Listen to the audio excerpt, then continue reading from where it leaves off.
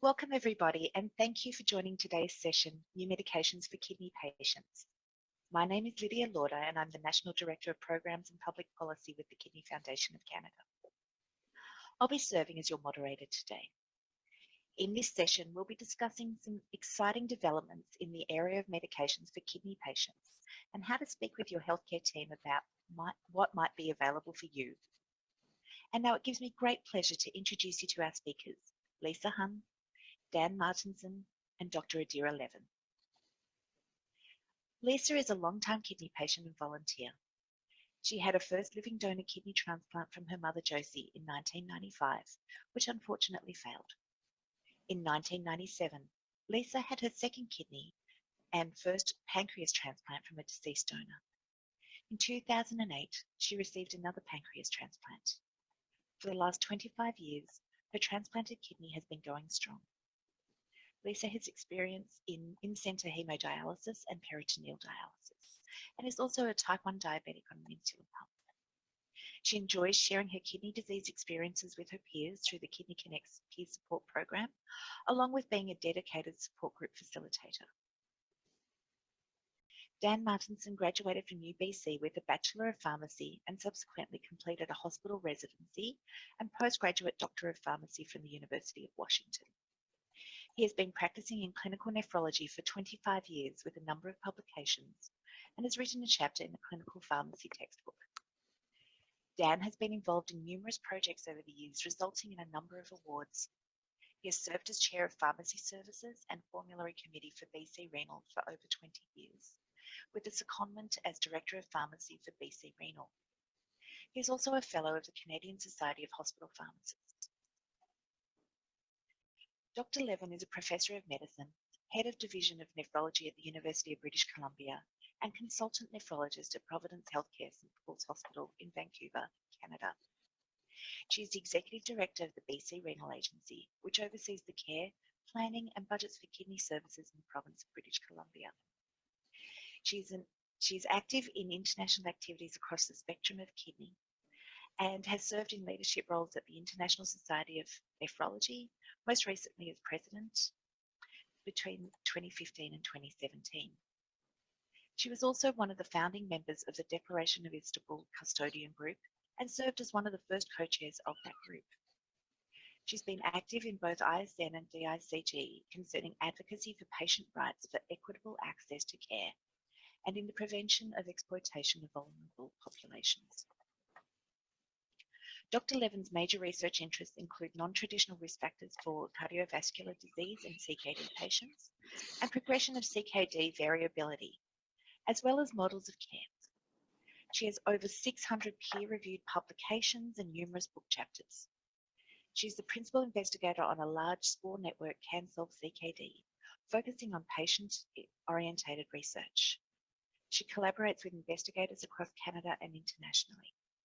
She's received numerous teaching and research awards from the Canadian Society of Nephrology, the Kidney Foundation of Canada, British Columbia Health Research Institute, and was inducted as a Fellow into the Canadian Academy of Health Sciences. And for her contributions to the life of Canadians, she was awarded the highest civilian honour, the Order of Canada, in 2015. And now, I'd like to invite Lisa to begin. Hi, everybody. My name is Lisa. I am so excited to be asked to speak on living your best life because that is sort of the motto that I live by. So I live each day with a positive attitude and live it to the fullest. So I'm just going to share a little bit about my story and some of the medications and things that have changed along the way. So I was first diagnosed as a diabetic many years ago when I was 4 years old. I'm a little bit older now, as you can all tell. And at that time, they basically told me, you know, you're going to have kidney disease and you're going to have this wrong with you and heart disease and all kinds of other things. And being a type 1 and being on insulin and having to control your blood sugars constantly, that was never in the back of my mind. 1995 came along and the doctor said to me, you know, you need to look for either a living related transplant or we have to put you on the deceased or you have to go on, well, you will need to go on dialysis if you go on the deceased list. And I'm like, what is all this about? I never knew anything about kidney disease or what it entailed. Boy, was that a learning curve for me. I did go on hemodialysis to be strong enough to receive a kidney from my mom that unfortunately failed. Along the way, I actually did start on anti-rejection medication, cyclosporin, before the transplant. This was something that they did to get your body used to the medication so the side effects would not be as strong. I was only on generally for about 6 weeks, so the medication really just started to work and really did not have a chance to give me any of those lovely side effects we all are aware of, being nauseated, upset stomach, hair growth and things like that. So that was a little bit. I went on to do peritoneal dialysis, and I did that approximately for 1 year, being on all kinds of medications from heavy dosages of prednisone. We used to go on very high dosages of prednisone once we had the transplant, and we're tapered off accordingly over the years. I now, after many years, sit at doing 5 milligrams per day, but as Lydia said at the beginning, I've had a kidney transplant almost 26 years this May. So it's been constant changes along the way. And just a piece of advice that I would say to people who are new to the kidney journey, new to medications, just follow the advice of your doctor. It's very, very important. It's very important not to forget these medications, and it's very important to understand your blood work and be able to work with your doctor to make changes accordingly. So I just want to say the cyclosporin, when I first went on, it used to be a huge, okay, I'm not going to be doing this well, a huge, huge tablet. And we used to nickname it a pig pill. And it was so hard to swallow. You had to put it on the back of your throat and take all the water just to even get it down. But if you look at it, without that pill, your kidney was going to fail. And I wouldn't want that to happen. So you made it happen, and you made it happen twice a day. So things changed over the years. I had my second transplant, and medication changed. Blood pressure medication changed, it improved. Some of the blood pressure medications that I were on affected my liver. So we always had to watch my liver functions, making sure that I was on the right blood to both protect my kidney and to protect my heart as well. So over the years, medication has changed in one other way that I find is very, very important. We went from this big, large pill to a pill called Prograf, and we used to take them. They used to be just ordinary little pills, and we used to take that twice a day and approximately every 12 hours. So in the last few years, I don't know, my memory's not good with years and numbers, and I'm sure the pharmacist and doctor can correct me on this. We went to Atigraph, which is probably the biggest change, where you take it once a day, and with that particular medication, you don't have to remember it until the next morning. So where was I there? Okay, so I had a pancreas and a kidney transplant, and unfortunately my pancreas has failed. But I also feel that with the pancreas and kidney transplant, though you have to take a lot of medications, and though there are a lot of side effects, and though things change, I think it's very important to realize that you need to live your life, and things will happen, and deal with those things on a daily basis. Don't worry about what's going to necessarily happen in the future. So I just want to leave that closing thought with you. Thanks so much, Lisa. Thank you so much for sharing your story. I'm going to hand it over now to Dr. Levin and Dan to continue with the presentation. Great. Thank you, Lisa, for helping us contextualize all of this. It's always nice to recall what was and what is and how things have evolved. So thank you very much for inviting myself and Dr. Martin Newsom to this panel discussion, Living Your Best Life with Kidney Disease, a discussion about care and medicines.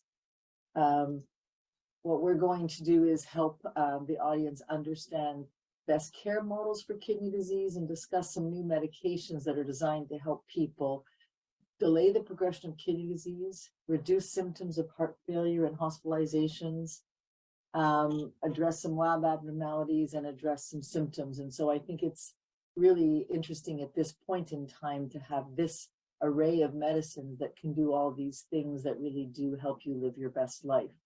And also we want to make sure that we remind or help people to speak best with their doctor about how to access these and other medications that will soon be very widely available to all of us, and we're very excited about that. Let's start with the patient in the middle, because our best model of care is with the patient at the center, with all of their care team members around them, their primary care physician, but importantly, the dietitian, nurse manager, the people that you go to the laboratory to get your tests from, and your pharmacies, the counselors, the specialty physician, and obviously your hospital team when and if you need them. The important components of kidney programs should be that you have a longitudinal follow-up by a trained team of individuals, and I've listed them here. And there's a reason that we do regular testing of the lab and regular clinic visits, and that's so that we can pay attention to all of you, learn a lot about you and your wishes and goals, as well as you learn about the team and feel comfortable with them. We can pay attention then to heart and kidney problems, since they can exist together.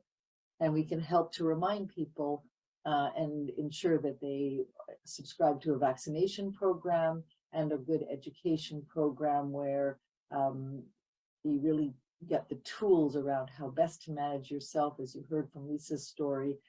Know as much information as possible about diet, medication, exercise, smoking cessation, all your different options should you need them, dialysis, transplant, and also conservative care. We delay progression of kidney disease in a total way, that is by controlling and trying to address a number of things like blood pressure, and that's where controlling your weight, salt and water intake is important. Your glycemic and metabolic control, whether you're diabetic or not, these are very important. And then there are a number of different drug therapies, which we'll talk about later, in terms of lowering the protein in the urine, which we know is important, and the newer agents, which we'll talk about in detail. The team, as I said, is very important. It's intended to be a wraparound team. This is the best model of care that we know. And again, the regular blood work and urine testing to make sure that things are going in the right direction. And as I always say, the real purpose of our kidney care clinics are to educate us about you and you about your condition and the team, to navigate the system and to make sure that we have good surveillance of you as a person and all your wishes and desires, so that we can help to navigate that system. So it's pretty exciting in nephrology right now when it comes to medications, and that's what our section is about. And there is a changing landscape. There was a time where oncology and renal diseases were very far apart, and that ultimately now we have a new era in medicines for kidney disease, where we can show you the increasing number of medicines that are available for kidney disease, which is really quite fantastic. And so now in the last few years, where really the publications as well as the medicines are increasing, and we're very excited to be in this space now, because we spent the last 20 years, Dan and I, wishing that we had other medicines to give you to help you with your kidney diseases and all its attendant problems. And so this is a bit of a timeline showing you that these are the usual medicines, the cholesterol lowering and angiotensin receptor blockers like that you've been on in the past. And there was a big gap between 2000 and about 2017 when tolvaptan came on the scene. That's for people with polycystic kidney disease. And now we have really more and more medications, and that's what's so exciting.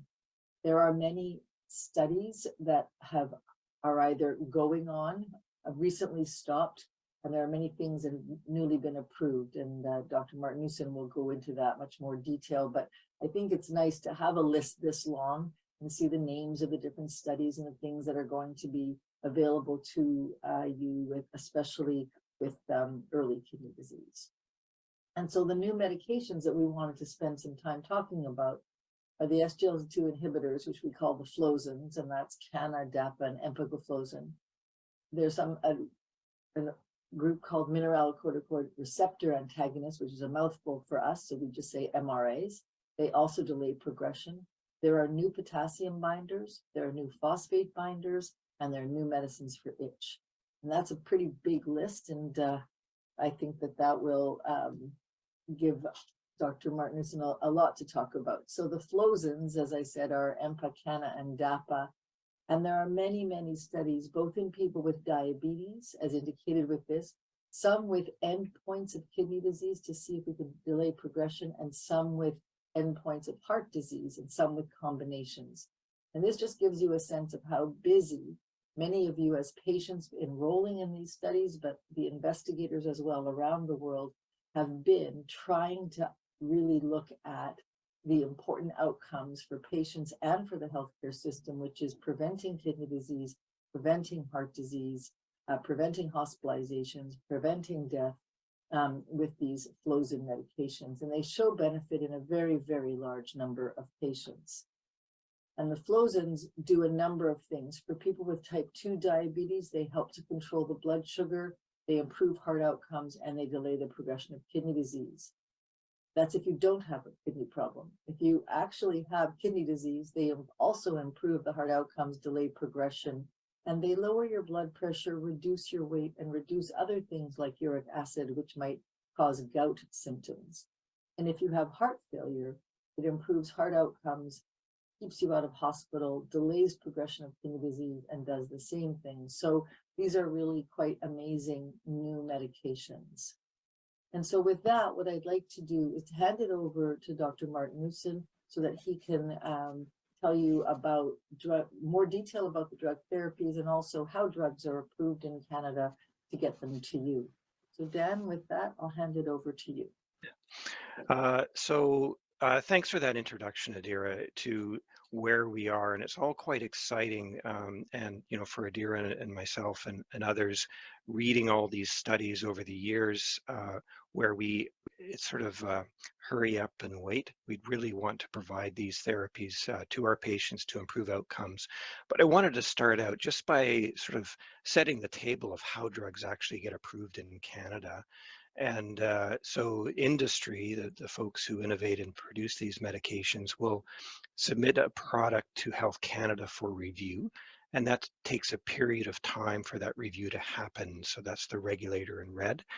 And then if they give the notice of compliance, or NOC, and assign it a drug identification number, a DIN number, then the next step is for the National Health Technology Assessment, which is CADAS in the center blue, or Canadian Drugs and Therapies Assessment Group, undergoes what they call a Common Drug Review, or CDR. And that takes a period of time.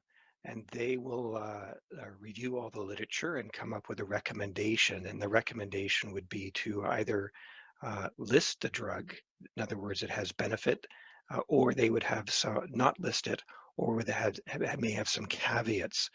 And after that step, no pharmacare in the country will look at the drug until that step is reviewed. And then the provincial payers, they will take a look and engage in what's called the Pan-Canadian Pharmaceutical Alliance negotiation to arrive at a price that they agree upon. So you can see from start to finish, there can be some lag of time. And again, for those of us that are involved looking at the trials and we know the benefit, we'd certainly like to provide that medication sooner to you, but that's the landscape. So as Adira said, the SGLT2 inhibitors, DAPA, EMPA, and canagliflozin, they do show good evidence to slow the progression of kidney disease. They're well tolerated. There's some additional benefit with diabetes. There's good evidence to slow heart failure. There's an additional benefit to the drugs known as ACE inhibitors, or ARBs. So this would be drugs like ramipril or candesartan. And then DAPA will actually soon become generic in Canada, and that will improve equitable access. So it's not only about getting a drug covered, but in private plans, but it's to improve access for all who need it. And unfortunately, the manufacturer did not apply to CADITH, that review body, for chronic kidney disease, that indication. So that sort of was a bit of the fly in the ointment to delay getting this approved.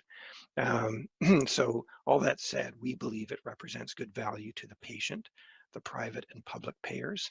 And so we believe that it will become likely the standard of care shortly in Canada to delay the progression of kidney failure.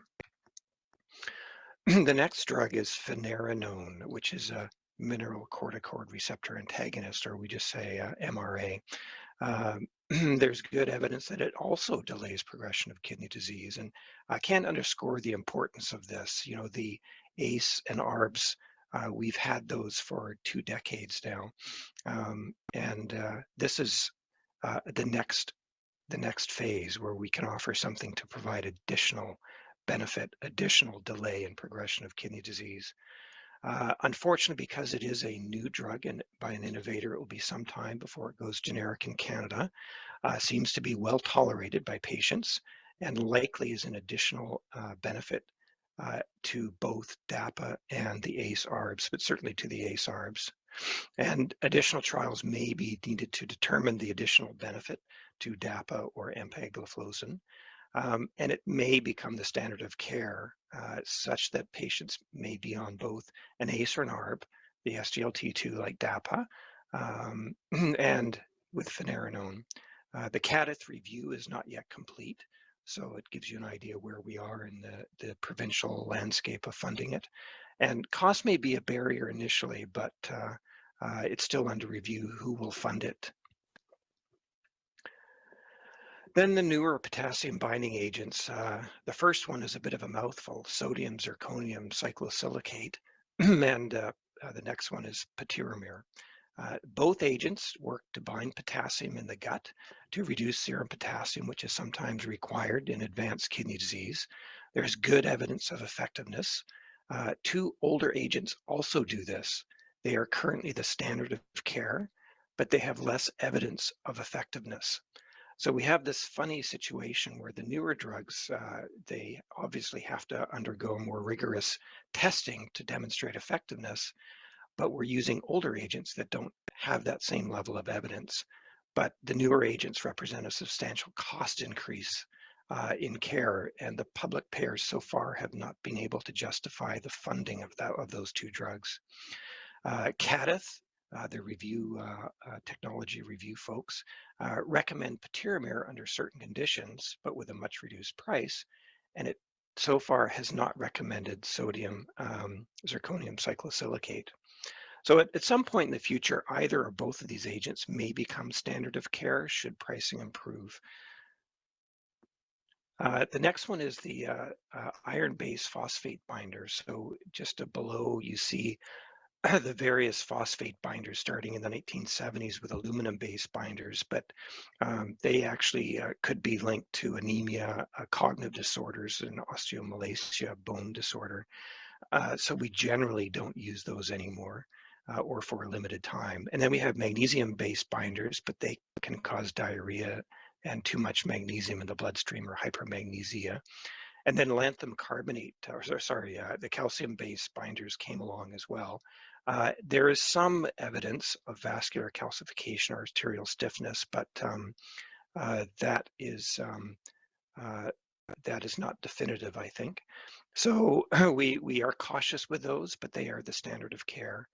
And if there is evidence of that or a higher serum calcium, we can move to what we call the non-calcium-based binders, sevelamer or lanthanum. And they came along more recently, but you can see there's a number of bowel issues with those. Finally, we have the iron-based binders, and in Canada we have sucroferric oxyhydroxide, which recently came to market, but it is more expensive than current options, and it is effective in lowering phosphorus compared to no treatment, but comparable to the phosphate binders we do use. it may cause higher GI side effects. And for Cadith, they suggested that the cost should not exceed the least costly non-calcium-based binder, which is lanthanum or sevelamer in this case. So that's a bit of a challenge to get to that point. And here's the newest kid on the block. This is a drug for itch, or what we say is pruritus. It's difelikefalin, and it's indicated for moderate to severe itch in adult dialysis patients. So a pretty narrow band of people who would use it. And it is related to an opioid. It's a highly selective kappa opioid receptor. It's an agonist of that receptor, so it stimulates it, and it's injected after dialysis. There's limited clinical trial data, but it suggests about a doubling of improvement in itch compared to placebo, so it may not completely alleviate it, but it would help. There are some side effects, mild ones, diarrhea, dizziness, vomiting, so that may have something to do with dose. And more severe is what we'd be looking for, too much potassium in the blood or hyperkalemia. And you can see those others there, which we would adjust dose or be looking for. Now, the current cost is weight-based, but it's about $4,500 Canadian per patient year. And that cost vastly exceeds the current treatment options, which the point may be moot, because if somebody has severe itch and have tried those other options and they don't work, then we may be left with this. It's currently under review by Cadith. It is not yet reviewed by provincial payers. So again, at some point in the future, this could become a useful agent in patients with severe itch, not relieved by current therapies. Interesting, an oral version of this drug is being developed with a different indication, but that will be following that as well. So what are the principles for funding or improving access? Well, we certainly, I think, can all agree we want evidence-based evaluation demonstrating benefit exceeding risk. We'd like for equitable access so the patients who need the new medication can access it, and that there's value to both the patient, the payer, and to the public. In other words, simply, is it worth it? So that's what all the evaluation goes into these. And so new therapies into the future, unfortunately, chronic kidney disease is growing worldwide, and drug companies are taking note of that. So more medicines will be researched and brought to market. And with each one, evaluations will determine if the advantages will be worth the price. Sometimes new medications will be used, but under certain conditions to ensure optimal use, so the right patients are getting the right drug at the right time. And kidney disease research and innovation is currently enjoying a variety of new treatment options to explore. And that's really an exciting time, because we haven't had this, as I say, in the last 20 odd years, new innovations. So we're excited to delay kidney disease progression, and that will revolutionize therapy going into the future. So we're very excited about that. And I just want to point out that you may hear that a new medicine in the media, but it may still be years away from incorporating into daily practice, because it has to go through all that review in Canada, and payment issues may be an issue. So we have to work through that in the system. So unfortunately, unless you have deep pockets, you may have to wait to get these medications covered. I just want to touch on, making the best use of the medicines you have now, and really to know your medication, the name, the dose, the schedule, and why you're taking it, and what the goals for you are for that medication. Know about side effects and alert your pharmacist or doctor if you experience them. And know when to temporarily stop taking a medication, such as if you have the flu or diarrhea, and we'll go over that. And then asking your pharmacist about non-prescription medication and if they're compatible with your kidney disease and current prescriptions. So if you grab something off the shelf, approach the pharmacist, say, I have kidney disease, or my kidney function is this okay for me? And I'm also on these drugs. Learn about different methods to help with adherence. And these could be dosing calendars, dose sets, or blister packaging. And tell all your healthcare team about your medications. Carry with you an up-to-date list in case you can't speak for yourself or can't remember. And ask if there are any tips to improve the effectiveness of your medication, such as eating a low sodium diet, the time of day for dosing, whether you can take it with meals or without, does it matter? And incorporate lifestyle changes to improve your outcome. So water pills or diuretics work best if you are on a low sodium diet, for instance. Here's an example of a medication list, and I just put a red circle around the notes, reason for taking. So everything else is pretty straightforward, but in your own words, why are you taking that medication? So that's quite a good thing to know and to record. This is a little thing that we have on our BC Renal Agency website. It's medication changes when you are sick. So if you're dehydrated from either having the flu or vomiting for a period of time or having diarrhea, if this goes on for a period of time,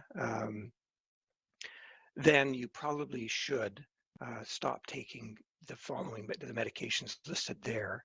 And I'll go into that into more detail. But you see, pardon me, water pills, the ACE inhibitor or angiotensin receptor blocker, anti-inflammatories. And if you have stopped taking these for more than 2 days, get in touch with your kidney care clinic team or your doctor or your nurse to let them know that that's what you've done. Another similar version of this in more detail for diabetic patients, this is on the diabetes.ca website for you to download and print if you like, goes more into detail for folks with diabetes. And again, you see a lot of the same medications listed in the blue arrows there. So water pills, certain diabetes pills, what we call the NSAIDs, the ibuprofen, the naproxen, which go under the names of drugs Advil, Motrin, or Aleve, that you can buy without a prescription, that you should not take those. And generally speaking, should not take those if you have kidney disease anyway. So, but you see the ACE inhibitors and ARBs, and they're actually listed there for you. And the SGLT2 inhibitors, canagliflozin, dapagliflozin, and empagliflozin. So in the short term, when you don't, your body's dehydrated, it's safer for your kidneys not to be on these medications. But in the long term, when you're well hydrated, these medications will help your diabetes and help you to delay the progression of kidney disease. So that's just a temporary measure. Sources of drug information. Certainly, the kidney.ca has a wealth of information for you, your physicians, obviously, your pharmacist, your kidney care clinic team, and Google, well, sort of. Make sure you're on reputable sites. So bcrenal.ca, we have good information there. And diabetes.ca is another if you happen to have diabetes. And there's a couple of drug information sources there, but be careful. Some of those might have American information and not represent the Canadian landscape. So are these medicines for me? What should I ask or what should I know? Certainly ask your doctor and pharmacist if there's new medications that might be good for you. Ask your doctor and pharmacist if there are any barriers to getting the medication, such as provincial funding, provincial access, what the landscape is, how much it would cost if you started today. Learn about the new medications and studies. There's great information websites, both locally and nationally, and kidneylink.ca is another one. And ask your doctor if there are any clinical trials that you might be eligible for, because as Adira mentioned, there's an explosion of studies out there that are studying new drugs that you might fit, and understand why you may or may not be able to be in a clinical trial. So there are certain criteria that can be included or excluded from a clinical trial, and just for you to understand why. And with that, I think we'd like to thank you and entertain any questions that you might have. Okay, thank you so much, Dan. I'm we've had quite a few questions come through already, but what I'm going to do is start with one of my own questions. I guess as moderator, I get to be able to do that. There's a lot of people in a patient's care team when they've got kidney disease. And most importantly, the key member of that team is the person themselves.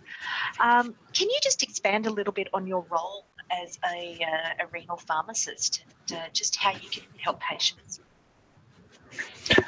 Sure. So we often are embedded into programs, renal programs, and so we help to sort out best use of medication, what we call optimal use, and then we work with the community pharmacists and patients to educate and help improve their ability to adhere to whatever medication schedule that we have.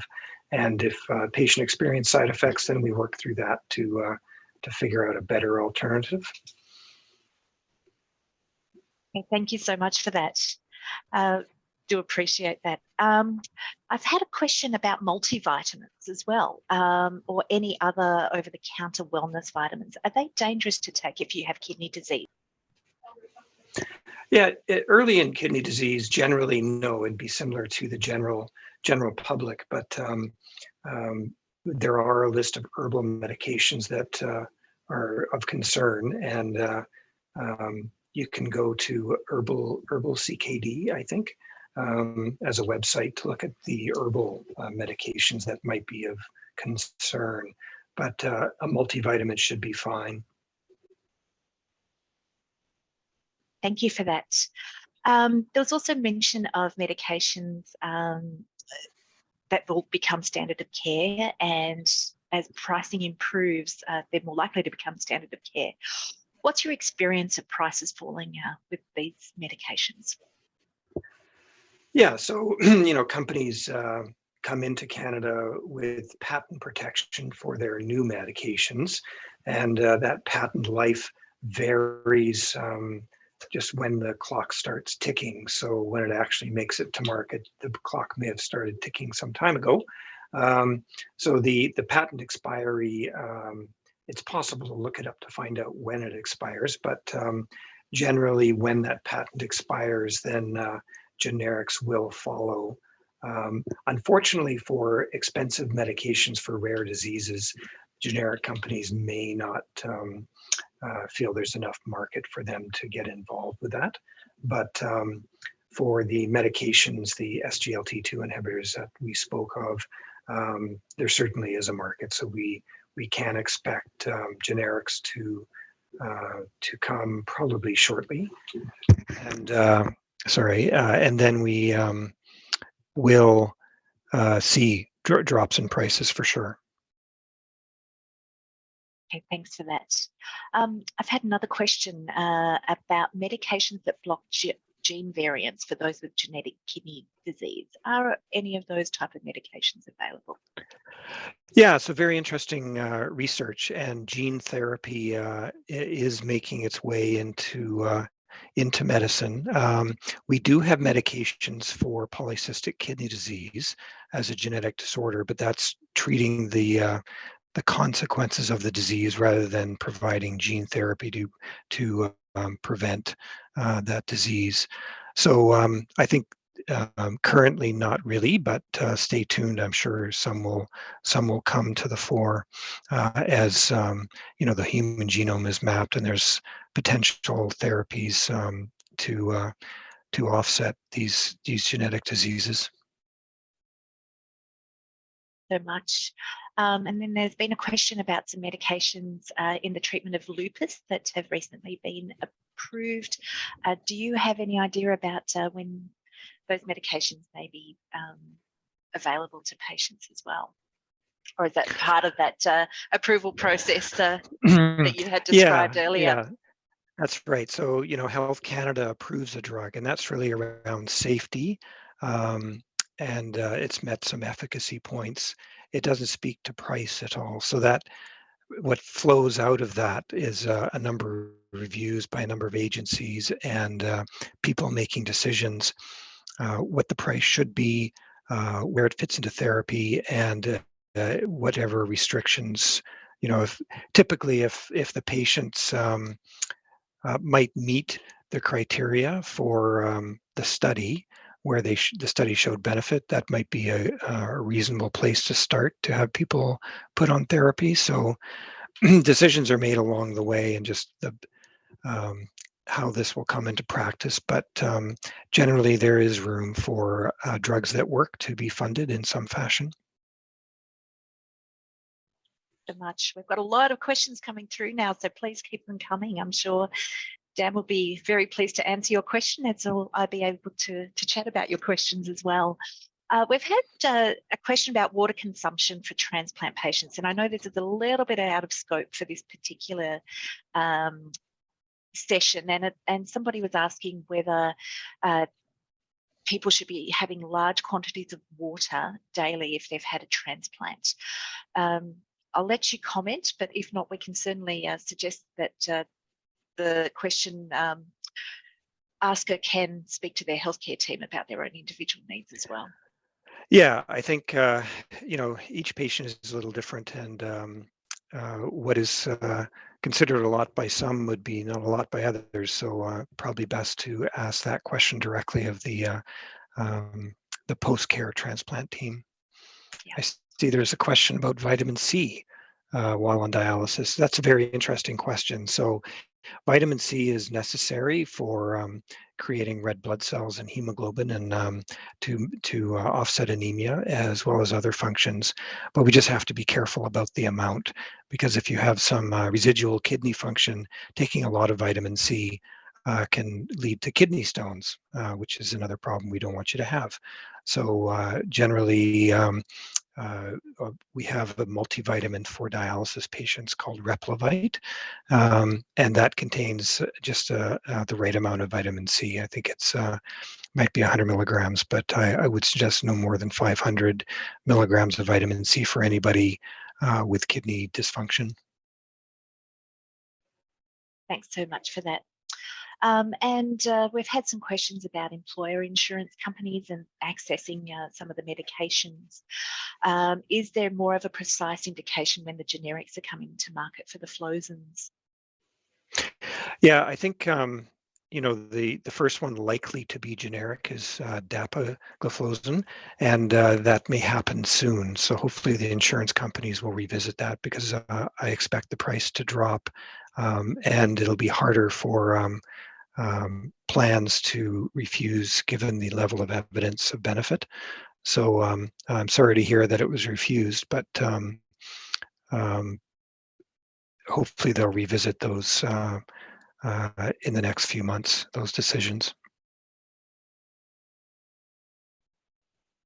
Thank you. Are there any other questions people would like to pose to Dr. Martusen while we are here? Or Dr. Martusen, is there any other comments you'd like to make at this stage? I would just like to echo, Adira's comments, that we appreciate the opportunity to present to you and answer questions. Medications are often sort of a complicated sphere of care, and it's interesting learning about new medications, but at the same time frustrating when you can't gain access to them. So part of the work that I do is try to help improve access, and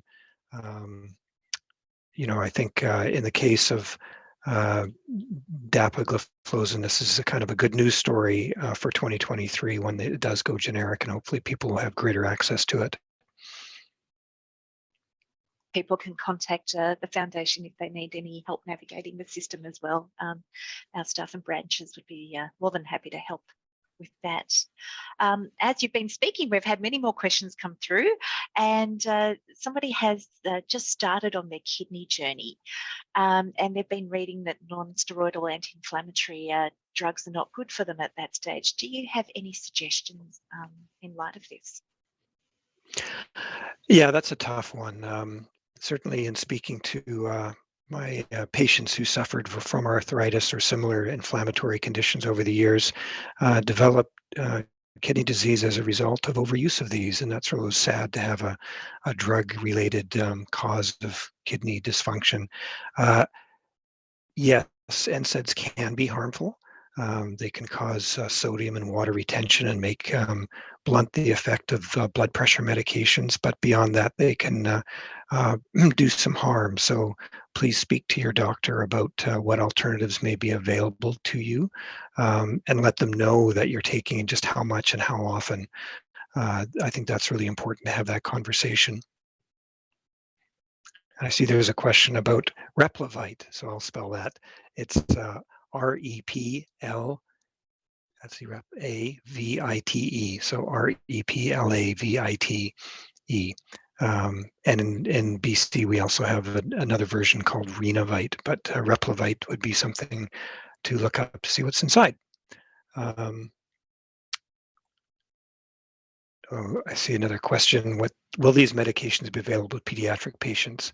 So once they're on the market, they should be available to everyone. It may not be appropriate for medications to be given to pediatric patients, but again, that's a conversation to have with the care team and the doctor.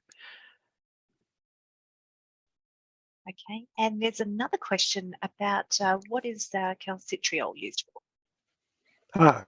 Great. So that is what we call a vitamin D analog. So we get vitamin D from our diet and from the sun. And without kidney disease, we're able to convert that into the activated form of vitamin D, which encourages calcium and phosphorus to be absorbed from the stomach and helps in creating bone with the bone turnover. And so it's a regulator of calcium, what we call homeostasis. So in dialysis patients and some kidney patients who are not yet on dialysis, we might give them a vitamin D analog if we see that their blood work through their blood work that they actually need some support that way, because they're not able to convert the vitamin D from the diet or the sun into the active form. So we're just giving the active form. Okay, so sunshine in a pill, pretty much. There we go. Now, final chance for some final questions. You can always contact us here at the Foundation, and we can always pass on questions if you do have any. We can't answer any specific questions about your own situation, though, so just bear that in mind. But if there are no more questions, oh, hang on, we've got some other safe alternatives to anti-inflammatories. Right, I see Robaxacet. So Robaxacet is not an anti-inflammatory. It is a muscle relaxant, a weak muscle relaxant. So there can be some other side effects, how you think or feel, but it may not be right for you. It also contains acetaminophen, so it may not be right for you. But discuss that with your physician. If you're having spasms, it may be okay, but just as an anti-inflammatory, it does not work that way.